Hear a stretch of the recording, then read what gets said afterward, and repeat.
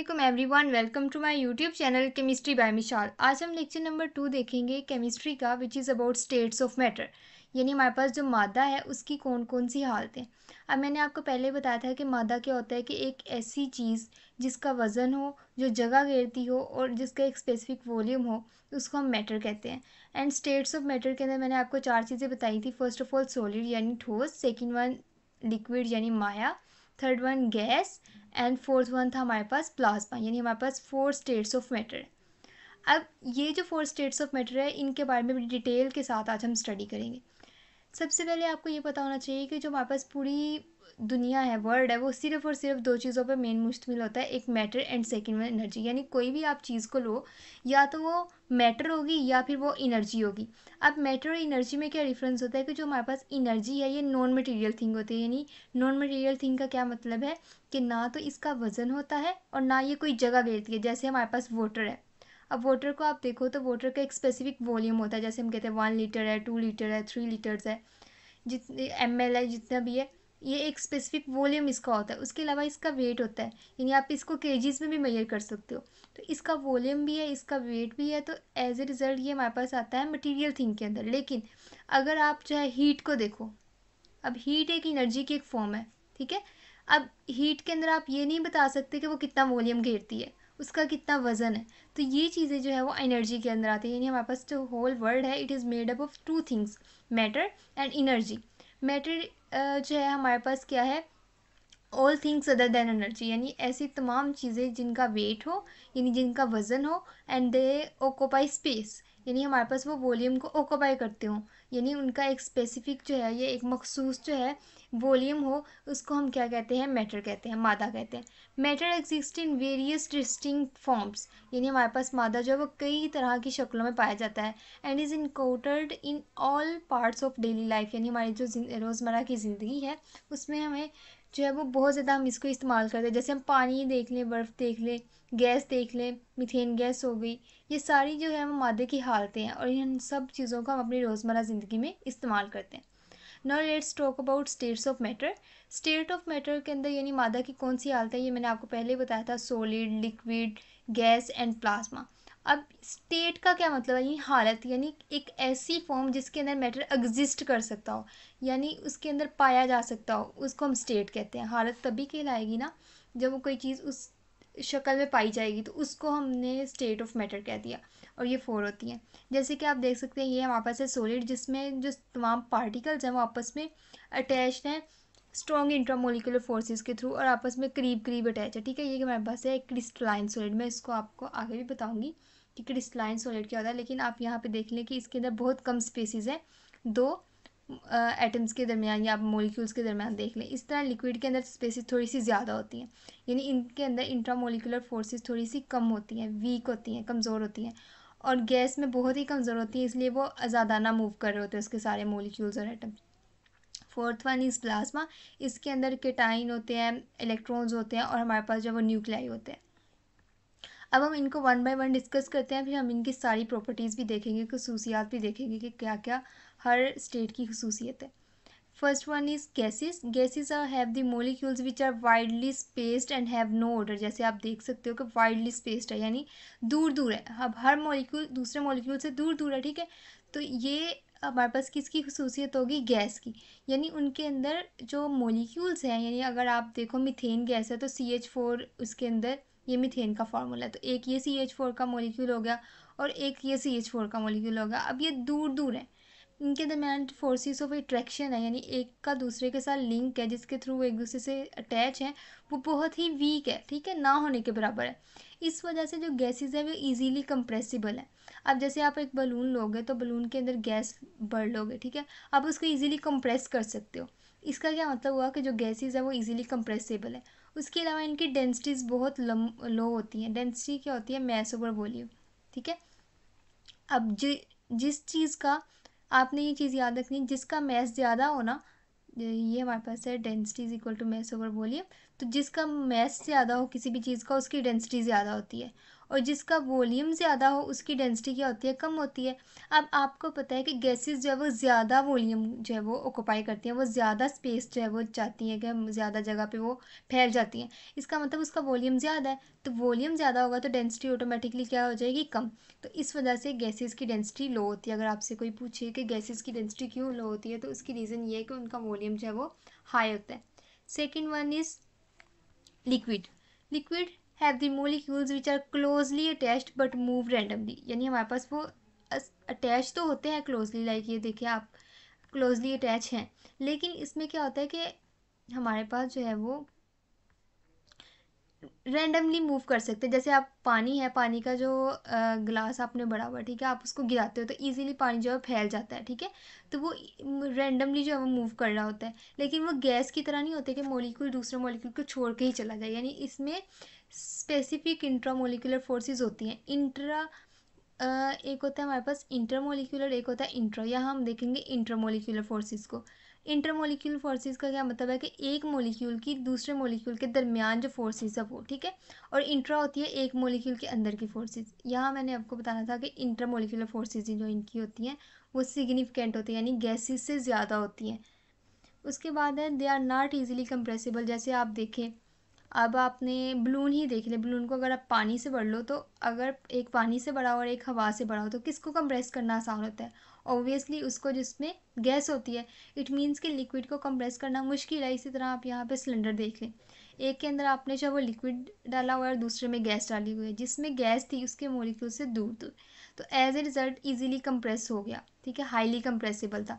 Liquid के अंदर जो मोलिक्यूल्स हैं उनमें स्पेसिस कम थी, तो जब आपने प्रेशर कोई भी अप्लाई किया तो वो इतना अच्छे तरीके से कंप्रेस नहीं हो पाया। एज ए रिज़ल्ट ये जो है वो इजीली कंप्रेसिबल नहीं होते, और इनकी डेंसिटीज़ हायर होती है देन गैसेस, क्योंकि ये वॉल्यूम जो है थोड़ा सा कम घेरते हैं as compare two liquids. Third one is solids. Solids have definite shape and volume, ठीक है, इनका एक प्रॉपर शेप होती है और एक प्रॉपर जो है वो उनका वॉल्यूम होता है। अब सॉलिड्स के अंदर आप जैसे देख सकते हैं, कोई भी आप सॉलिड की एग्जांपल देख लो। लेट्स सपोज हमारे पास एक बिस्किट है, तो बिस्किट एक स्पेसिफिक आप कह सकते हो स्क्वायर फॉर्म में है, कि हमारे पास जो है वो रेक्टेंगल फॉर्म में है, तो एक स्पेसिफिक उसकी शेप होती है। इसी तरह आप कार्बन देख लो, ठीक है, कार्बन जो है वो प्योर जो कार्बन होती है उसका भी एक स्पेसिफिक शेप होती है, उसका एक स्पेसिफिक वॉल्यूम होता है, वो एक खास जगह घेरता है। कोई भी आप सॉलिड चीज़ देख लो, बर्फ़ देख लो, उसके अलावा आपके जितने वुड हो गई, आपके ईंटें होगी, जितने भी आपके इर्द गिर्द चीज़ें हैं मोस्टली जब वो सॉलिड फॉर्म में होती हैं, तो वो सब जो है उनका एक स्पेसिफिक शेप होता है, स्पेसिफिक वॉल्यूम होता है, लेकिन वो लिक्विड की तरह जो है वो फ्लो नहीं कर सकती। उसके अलावा इनके दरमियान जो पार्टिकल्स हैं उनमें स्पेस बहुत कम होती है, यानी वो पार्टिकल जो है वो क्लोजली पैक्ड होते हैं, ठीक है, और इनके दरमियान स्ट्रॉन्ग इंटर एटॉमिक या इंटरमोलिकुलर फोर्सेस होते हैं, यानी हमारे पास इनके एटम्स भी, यानी इंट्रामोलिकुलर फोर्सेस भी स्ट्रॉन्ग होती है और इंटरमोलिकुलर फोर्सेस भी स्ट्रॉन्ग होती है। यानी आप अगर इसको यहाँ पे देखो तो ये जो मॉलिक्यूल्स आपस में स्ट्रॉन्गली अटैच्ड है, एज ए रिजल्ट ये इजीली फ्लो नहीं कर सकते। तो इसका क्या मतलब हुआ कि इनके दरमियान फोर्सेस ऑफ अट्रैक्शन जो है वो स्ट्रॉन्ग है।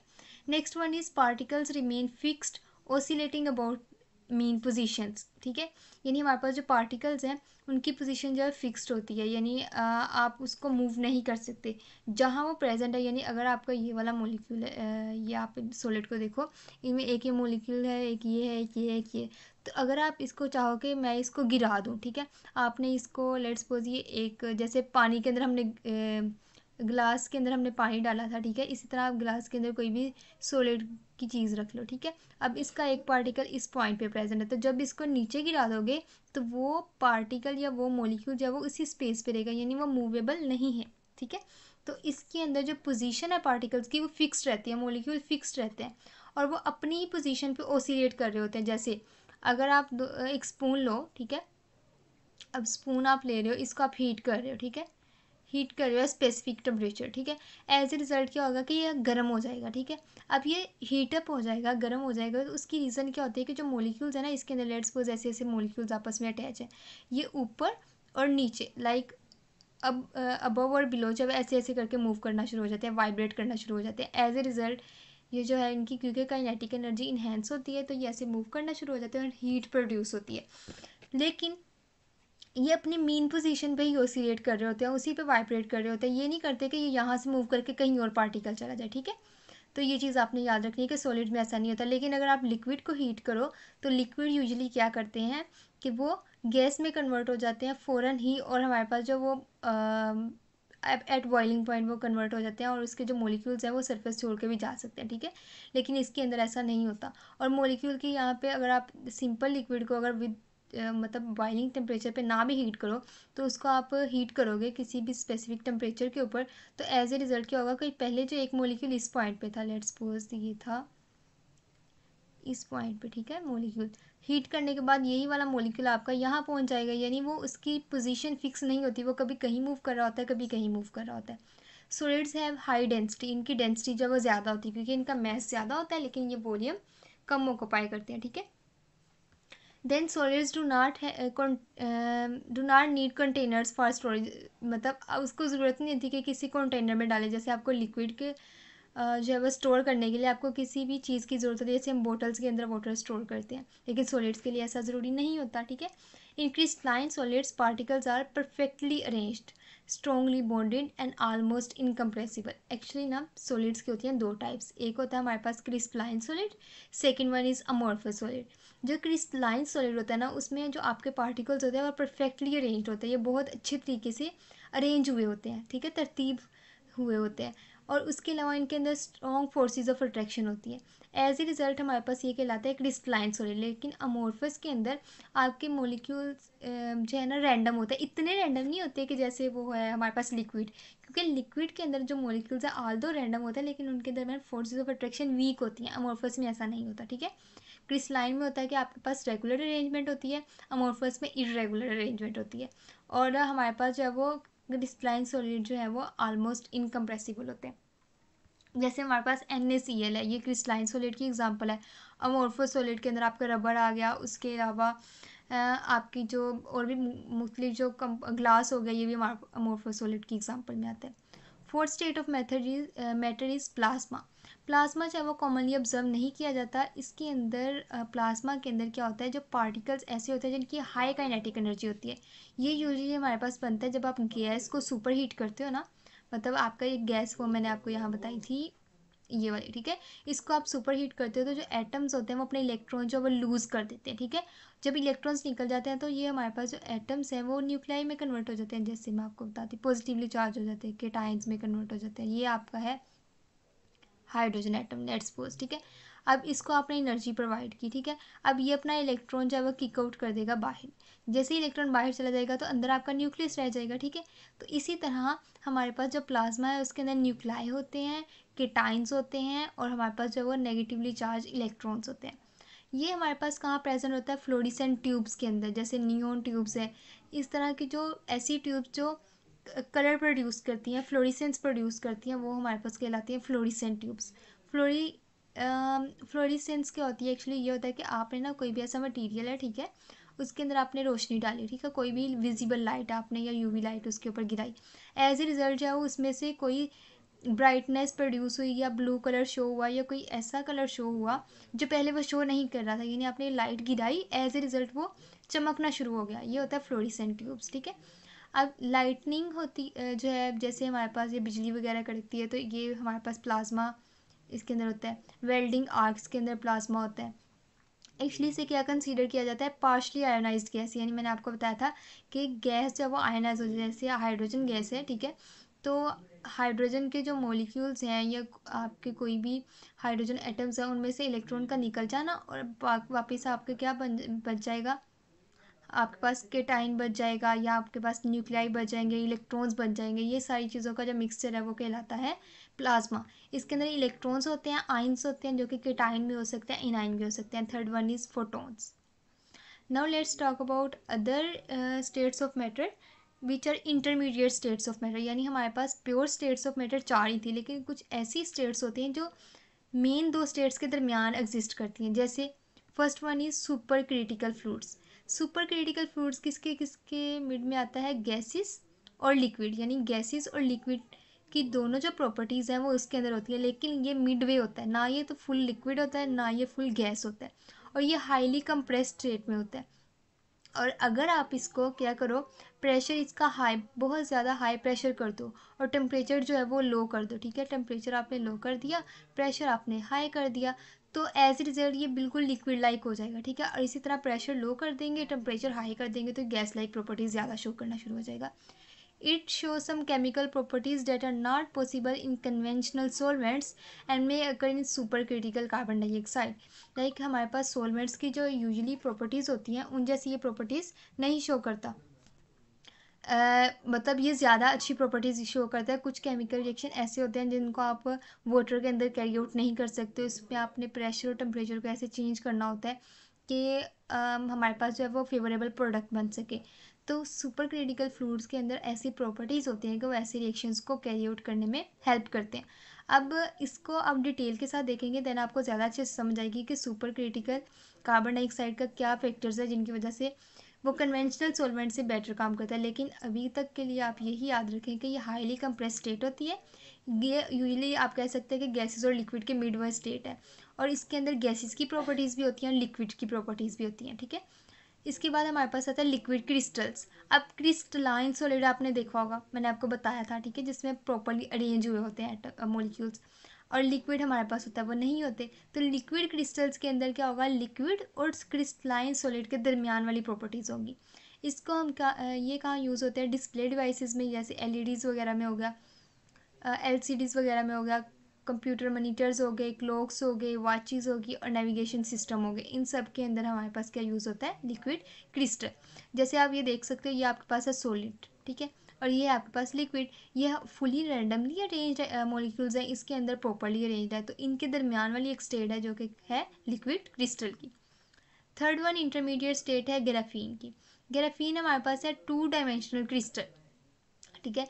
हमारे पास, मैं इसकी आपको शेप दिखा देती हूँ, ये 2 डायमेंशनल मीन यानी एक्स और वाई एक्सिस, यानी एक्स और वाई एक्सिस सिर्फ 2 एक्सिस के अंदर मूव करा है। जैसे आप ये देख सकते हो, ये आपका वाई एक्सिस है और इधर वाला आपका एक्स एक्सिस है, यानी ये थर्ड जो जी एक्सिस है उसके अंदर नहीं है, यानी इसके ये 2 डायमेंशनल एक्चुअली हमारे पास क्या है, क्रिस्टल है। इसके अंदर single layer of carbon atoms होती है जो हेक्सागोनल पैटर्न में होती है, जैसे आप देख रहे हो यहाँ पे, एक सेकेंड, यहाँ पे आप देख सकते हैं कि ये जो एटम्स है, अगर ये ब्लैक वाला एक कार्बन एटम हुआ तो 1 2 3 4 5 6 कार्बन एटम एक हेक्सागोनल फॉर्म में जो है वो अरेंज है, ठीक है, और आपस में अटैच हुए इन अ 2 डायमेंशनल ऑर्डर। तो ये होता है हमारे पास ग्राफीन। ये टफ होता है यानी सख्त होता है, फ्लेक्सिबल होता है, उसके अलावा लाइट वेट होता है यानी इसका वजन थोड़ा होता है, और ये हाई रेजिस्टेंस शो करता है, ठीक है। एक्सोटिक स्टेट्स ऑफ मैटर आ गई नेक्स्ट। एक्सोटिक स्टेट्स हमारे पास ऐसी मैटर की स्टेट्स हैं जो कि कॉमनली इनकाउंटर्ड नहीं होती, ठीक है। इसकी एग्जांपल्स आप बस देख लें, dark matter, Bose Einstein condensate, nuclear matter, quantum spin liquid and many others things जो वो आती है हमारे पास एक्सोटिक स्टेट्स ऑफ मैटर के अंदर। आपने जस्ट इसका ना एग्जांपल्स को आपने बस देख लेना है, मेन आपके पास यही थी जिसमें हमने सॉलिड, लिक्विड, प्लाज्मा और गैस हमने जो देखा। ये था हमारा आज का lecture. Thanks for watching my video. अल्लाह हाफिज़।